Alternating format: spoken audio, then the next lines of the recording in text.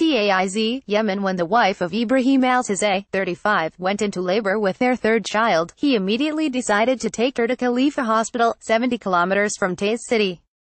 It was the middle of the night. Zazaie, who works as a builder, grabbed all of the money that he had, just under $40, and they headed to the public hospital. It was far away, but cheaper than the private ones nearby, at least he thought so. After their son Ahmed was born, Zazaie sold 2 rings and several pairs of earrings to pay the fee so the hospital would let them go home. It was around 1 a.m. and the hospital was almost free from patients walking in the aisles, so I took my wife easily from the taxi to birthing room, Zazaie said.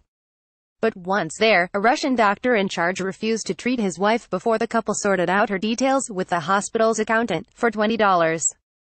The taxi ride alone had cost $28. So Zazaie had to find the cash quickly. He said a prayer, left his wife and went home to collect all of her jewelry. Next day, after their son Ahmed was born, Zazaie sold 2 rings and several pairs of earrings to pay the fee so the hospital would let them go home. At $123, Zazaie said, the final bill was 6 times more than he would have paid at public hospital birth before the civil war that has savaged the country since 2015 and was equivalent to the cost of private care. Strained public sector. After more than 2 years of war, Yemen's public sector is buckling.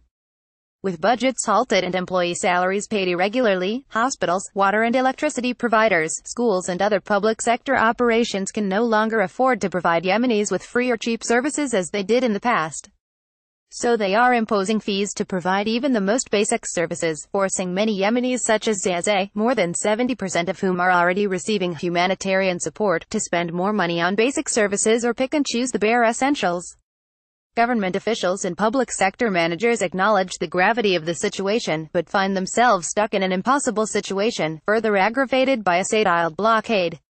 The new fees do not solve the problem, but they help to provide hospitals with the least needs to continue in their works, said Dr. Ibrahim alZazaie, manager of the health office in Taiz. Some hospitals, including alZazaie, Taiz's largest public hospital, face their own increased costs for fuel to keep electricity on and to pay staff and are under threat of closure. We know that some people cannot pay the fees. But hospitals cannot work without them and people should understand this, he said. Learning is a priority. Some Yemenis, like Zazaie, have been able to pull together money to get the goods and services they need. But others, like Sultan Sharif, have had to go without.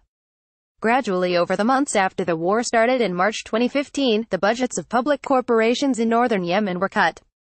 In turn, they cut off electricity and water to the public.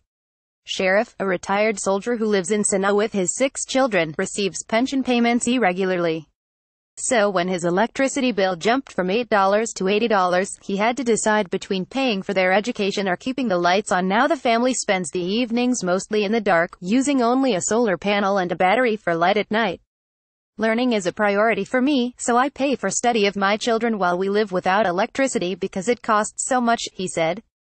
While solar energy has been a solution to provide light for many Yemenis, the costs of operating refrigerators, washing machines, heaters and other electronic machines is so expensive that many have done away with them. For water, Shahaf's family relies on a Good Samaritan who transports water to their neighborhood every other day and they carry it home in bottles. Of course, for Yemenis with money, there are other options. Investors rented the electricity corporation's generators and started to provide those who can pay with electricity. Like Sharif, many Yemenis are foregoing other necessities to pay for their children to learn, but increasingly, as schools struggle to stay open amid irregular budgets and frequent strikes, many are also charging new fees. I have 4 children. I cannot pay $16 for them every month, so they cannot continue to study. Ali Mohammed Saeed, farmer in Taiz City School, asked me to pay $4 per month for my daughter's study and I will pay because I want her to learn. Tana Abdul Khalik told me, for a monthly fee of $20, Khalik said, the public school is still more affordable than local private schools. But at a time when UNICEF is warning that 4.5 million Yemeni school children in northern provinces are at risk of losing access to education because of school closures, not all families can find deals like that. I have 4 children, said Ali Mohammed Saeed, a farmer in Taiz City. I cannot pay $16 for them every month, so they cannot continue to study. Pay or go without. Abdul Abdali, press secretary of the Deputy Prime Minister for Economic Affairs in Sana'a, said the government is doing its best to help people as the war continues, but the state-oiled blockade has hindered their efforts. Yemenis are victims of the aggression and blockade and there is no one to help, so institutions resort to increasing the fees to some extent to continue. Abdali told me, all people are suffering nowadays, and we should help each other to continue. If this war was in another country, we would not see the public services at all.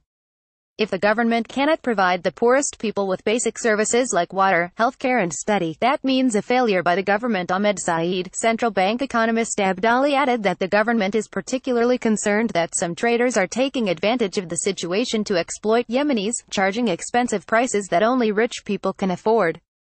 Ali Al-Ahmad, the head of the Supervision Committee, which is responsible for supervising government services, said in an interview earlier this month with the Hawthir Al Masirah TV channel, that it is clear now that many public institutions are acting like private ones, something the government should see as a failure.